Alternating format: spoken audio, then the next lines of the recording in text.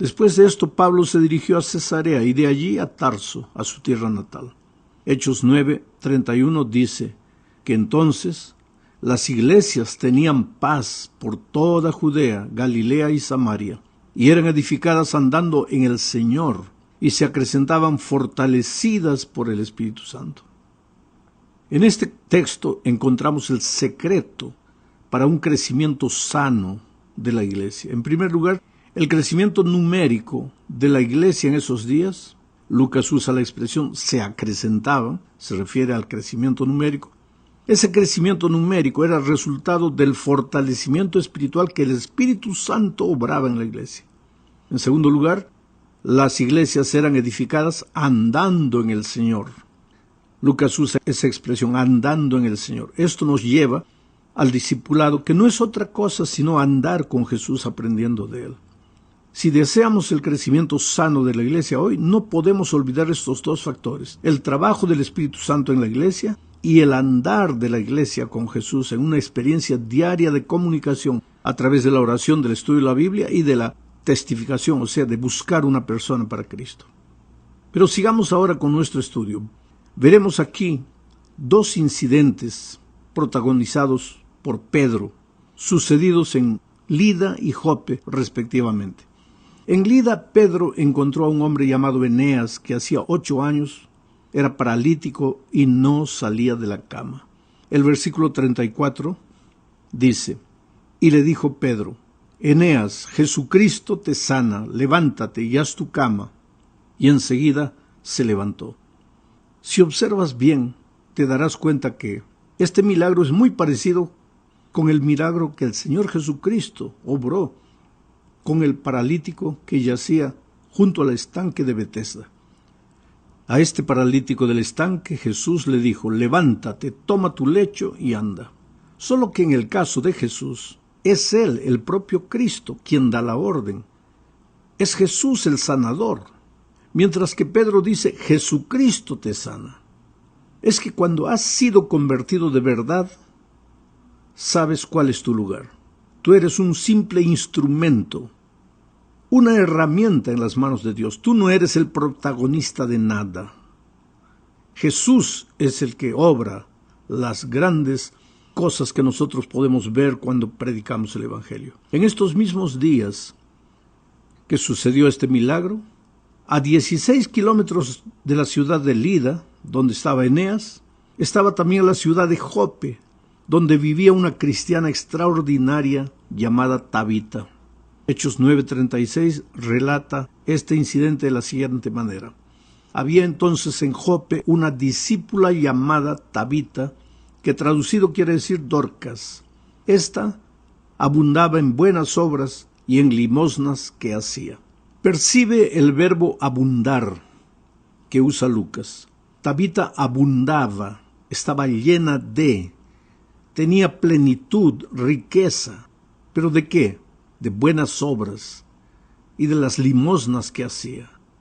Tabita era pues una creyente con un corazón generoso hacia los desamparados, específicamente hacia las viudas.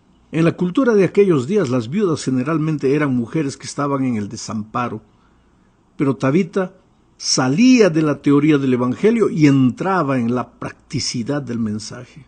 Al mirar a Tabita, las viudas veían un ejemplo vivo de lo que significa ser un discípulo de Cristo. Y ese discípulo de Cristo estaría resumido en 2 palabras: fe y amor, teoría y práctica. Así viven los discípulos de Cristo, o sea, los que andan con Él en una experiencia diaria de aprendizaje no pueden quedarse en la teoría maravillosa del Evangelio, sino que tienen que entrar en la vida y tienen que no solamente predicar el amor, sino vivir y practicar el amor. Bueno, lo cierto es que Tabita falleció, porque mientras vivamos en este mundo el dolor y la muerte también tocarán a los siervos de Dios.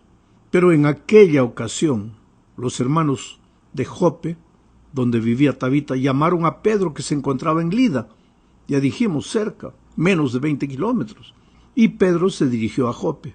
Allí una vez más operó el milagro de la resurrección de Tabita, porque en Lida había operado el milagro de del paralítico Eneas haciéndolo andar. Ahora aquí en Jope, el milagro de la resurrección de Dorcas, Tabita. La pregunta que deberíamos hacernos es tal vez, ¿por qué en aquellos días habían tantos milagros y hoy no hay? Pues por una simple razón, la iglesia cristiana estaba naciendo y Dios sabía que la gente necesitaba ver el poder de Cristo de modo asombroso para llamar la atención.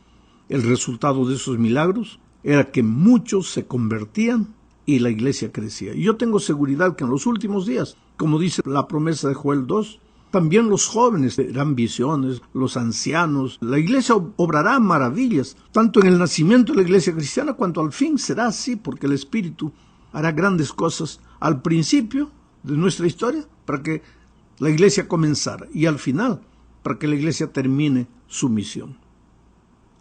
Vamos ahora a la segunda parte de este estudio. Aquí veremos lo que sucedió en la casa de un gentil llamado Cornelio.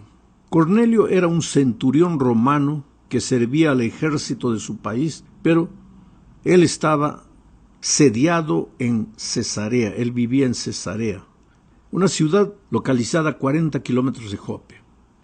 En Jope, Pedro había realizado el milagro de la resurrección de Tabita y estaba hospedado en la casa de un hombre llamado Simón el Curtidor. Hechos 10, versículos 1 y 2 describe a Cornelio de la siguiente manera. Había en Cesarea un hombre llamado Cornelio, centurión de la compañía llamada la Italiana, piadoso y temeroso de Dios con toda su casa, y que hacía muchas limosnas al pueblo y oraba a Dios siempre. En otras palabras, Cornelio no era judío, no era cristiano, pero era un hombre temeroso de Dios y vivía el evangelio práctico aún sin conocer a Jesús.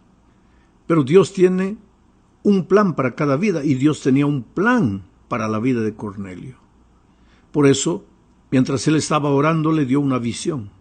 Las cosas grandes de Dios siempre suceden cuando su pueblo está en oración, cuando vives una experiencia de oración. El ángel del Señor pues le ordenó a Cornelio que mandara llamar a Pedro, que se encontraba en Jope. Ahora mira cómo son las cosas divinas. Pedro también al mismo tiempo recibió una visión. Era mediodía, Pedro estaba en Jope, estaba orando también y de pronto tuvo una visión. Vio una sábana blanca que bajaba del cielo trayendo todo tipo de animales inmundos y recibió la orden divina: levántate, mata y come. Ahora, Pedro conocía la palabra de Dios y sabía que había animales limpios que se podía comer y animales inmundos que no se podía comer. Por eso la orden que recibiera en la visión le pareció extraña y reclamó con Dios, claro. Pero el Señor le respondió lo que está registrado en Hechos capítulo 10. Pero el Señor le respondió diciendo: lo que Dios limpió, no lo llames tú inmundo. Esta orden de comer esos animales inmundos se repitió 3 veces. Ahora, hay muchos cristianos que toman este texto para afirmar que se puede comer todo tipo de carnes, pero el tema del capítulo 10 de Hechos no es acerca de las carnes que se pueden comer o no. El tema de Hechos 10 es la discriminación que los judíos hacían con las personas que no estaban circuncidadas. Para los judíos ningún gentil podía ser salvo, inclusive los judíos cristianos seguían creyendo que el nuevo cristiano debería circuncidarse. El texto es claro: cuando Pedro aceptó la invitación de los hombres enviados por Cornelio y fue a Cesarea, le dijo al centurión lo que está en Hechos 10:28. Voy a leer. Y les dijo: vosotros sabéis cuán abominable es para un varón judío juntarse o acercarse a un extranjero, pero a mí me ha mostrado Dios que a ningún hombre llame común o inmundo. Con esta declaración te das cuenta que la visión de los animales limpios e inmundos no era para enseñar algo nuevo sobre alimentación, sino para romper el prejuicio contra los gentiles, a quienes los judíos los llamaban de inmundos. Cuando Dios dijo: no llames inmundo a lo que yo limpié, no se estaba refiriendo a la carne, sino se estaba refiriendo a los gentiles, a quienes los judíos les llamaban de inmundos. Vamos ahora a la tercera parte de este comentario. Veremos algo sobre el don del Espíritu. Leamos el relato registrado en Hechos capítulo 10 versículos 44 y 45. Mientras aún hablaba Pedro estas palabras, el Espíritu Santo cayó sobre todos los que oían el discurso. Y los fieles de la circuncisión que habían venido con Pedro se quedaron atónitos de que también sobre los gentiles se derramase el don del Espíritu Santo.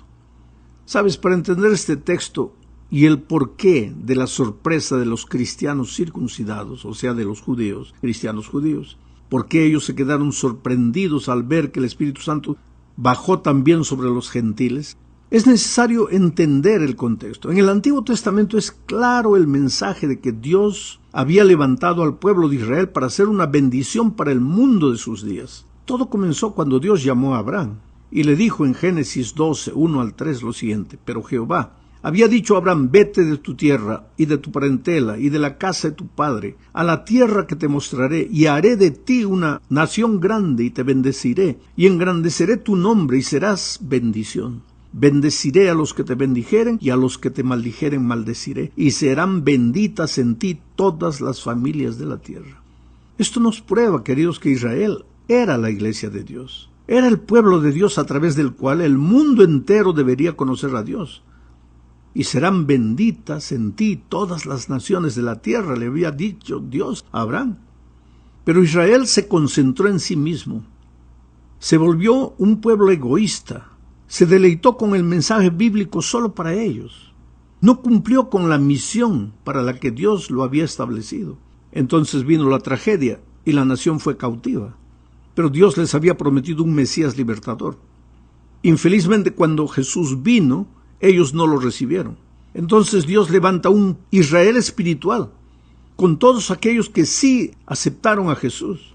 Juan 1, 11 y 12 dice: a lo suyo vino, y los suyos no lo recibieron.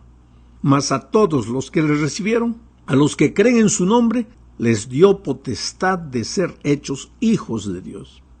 Sabes, muchos judíos aceptaron a Cristo, pero nunca se desvencijaron de la idea de que el pueblo de Israel, como nación, había dejado de ser la iglesia de Dios. Porque gentiles también aceptaron a Cristo y pasaron a ser ahora el pueblo de Dios. Pero los judíos no entendieron eso. Por eso los judíos cristianos exigían que todo aquel que desease ser cristiano debería primero circuncidarse. Y ahora, en este incidente del descenso del Espíritu Santo, los judíos cristianos quedan asombrados de cómo el Espíritu Santo descendía también sobre los que ellos consideraban gentiles. Pero había llegado el momento de entender, aunque eso les fuera doloroso. No fue fácil cuando los hermanos en Jerusalén se enteraron de lo que había sucedido en Cesarea, que el Espíritu Santo había descendido sobre los gentiles. Criticaron a Pedro, pero Pedro les relató lo sucedido en Cesarea, lo de Cornelio y todo eso, y completó diciendo lo que está en Hechos 11, 17 y 18. Y cuando comenzó a hablar, cayó el Espíritu Santo sobre ellos también, como sobre nosotros al principio. Entonces me acordé de lo dicho por el Señor cuando dijo: Juan ciertamente bautizó en agua, mas vosotros seréis bautizados con el Espíritu Santo. Si Dios pues les concedió también el mismo don que a nosotros que hemos creído en el Señor Jesucristo, ¿quién era yo que pudiese estorbar a Dios? Entonces, oídas estas palabras, callaron y glorificaron a Dios diciendo: de manera que también a los gentiles ha dado Dios arrepentimiento para vida. ¿Te das cuenta cómo poco a poco, sufriendo, el pueblo de Israel empezó a entender que ahora no solo el pueblo de Israel era la iglesia de Dios, sino todo aquel que había aceptado a Jesucristo, aunque fueran judíos o aunque fueran gentiles, aunque fueran de cualquier nación? Todos los que aceptaban a Jesús ahora pasaban a formar parte del pueblo de Dios. En la cuarta parte estudiaremos lo que sucedió en la iglesia de Antioquía. Fue aquí que las personas llamaron a los discípulos cristianos por primera vez. En esta parte del capítulo 11, a partir del versículo 19, Lucas, el autor de Hechos, hace una interrupción de su relato acerca del ministerio de Pedro y relata lo que sucedió después del apedreamiento de Esteban en el capítulo 7. Vuelve en su relato al capítulo 7. Los cristianos habían sido esparcidos por diferentes lugares y algunos llegaron a Antioquía y predicaron a los gentiles. Antioquía, en Siria, era la tercera ciudad del Imperio Romano en población y en importancia después de Roma y Alejandría. En Antioquía se fundó la primera iglesia entre los paganos e iba esta iglesia a jugar un papel importante en la difusión del Evangelio. Los apóstoles en Jerusalén se enteraron lo que estaba pasando en Antioquía y enviaron a Bernabé para ver lo que estaba sucediendo. La iglesia estaba floreciendo. Entonces Bernabé llegó y quedó admirado con lo que el Señor estaba haciendo. Los creyentes estaban creciendo y multiplicándose, creyentes gentiles. Y Bernabé tuvo un gesto de consecuencias enormes. Marchó a Tarso, donde estaba el recién convertido Pablo, y lo trajo a Antioquía. Allí pasaron un año Pablo y Bernabé predicando, animando a todos.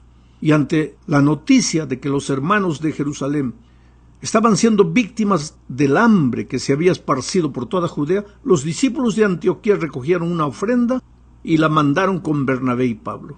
Sí, esos hermanos de Antioquía eran cristianos. Así los empezaron a llamar los paganos en Antioquía, cristianos, porque no sabían qué otro nombre darles. Los llamaron cristianos porque esos hombres seguían a Jesús, el Cristo. Y entonces el pueblo de Dios se quedó con el nombre de cristianos. Cristianos. Los hermanos en Antioquía no se llamaron cristianos a sí mismos. El nombre de cristianos les vino de afuera, porque seguían a Cristo, porque andaban como Cristo anduvo, porque imitaban a Cristo, porque dejaban a Cristo vivir en su experiencia. Cristiano es lo más serio que se puede ser en este mundo. Cristiano es el nombre que con más orgullo se puede pronunciar. Cristiano debe ser el sello que marcará nuestro féretro el día que descansemos. Pero cristiano es también el título más comprometedor que ostentamos. O seguimos las huellas de Cristo o traicionamos nuestro propio nombre. Que Dios nos ayude a ser buenos cristianos.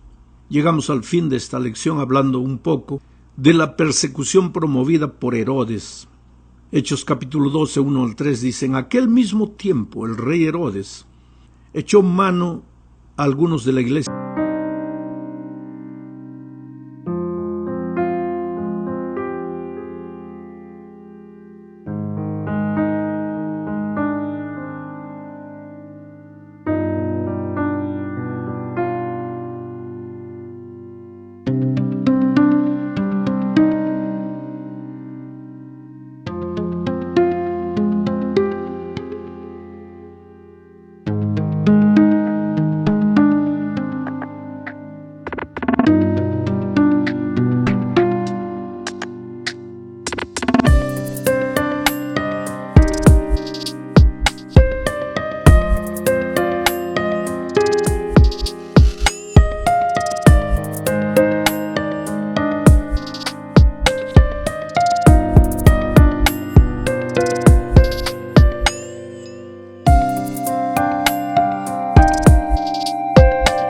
Para maltratarles, y mató a espada a Jacobo, hermano de Juan. Y viendo que esto había agradado a los judíos, procedió a prender también a Pedro. Eran entonces los días de los panes sin levadura. Sabes, este texto describe un periodo de persecución promovido por el rey Herodes Agripa. Alguien ha dicho que la sangre de los mártires fue la simiente de la iglesia. Y es un hecho comprobado que al aumentar la persecución la iglesia creció y la palabra de Dios se extendió.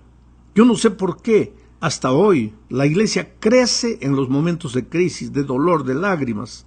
Esta persecución empezó bajo Agripa I, nieto de Herodes el Grande. Herodes el Grande fue el rey que trató de matar a Jesús cuando dio la orden para la matanza de los niños en Belén. Si alguna vez ha habido una familia que estuviera en enemistad contra Dios, fue esta familia de Herodes. Padre, hijos, nietos, todos persiguiendo a Cristo o a los cristianos. Que sepamos, ni un solo miembro de esa familia se convirtió a Cristo. Hasta aquí La persecución contra la iglesia había sido promovida mayormente por los líderes religiosos y especialmente los saduceos, pero a partir de este momento surgió la persecución que pasó a la esfera del gobierno. Quizá Herodes hizo esto